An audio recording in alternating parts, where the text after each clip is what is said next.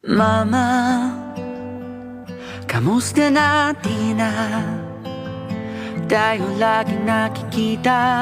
Miss na kita sobra. Lagi na lang kami ang nauuna. Di ba pwedeng ikaw muna aking nang pangamba? Dahil ikaw ang aking mata sa tuwing mundo'y nag-iibang dahilan ng aking paghinga.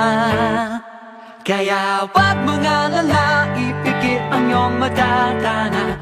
Pahinga muna, ako nang mahal. Labis pa sa labis ang iyong nagawa, mama. Pahinga muna, ako na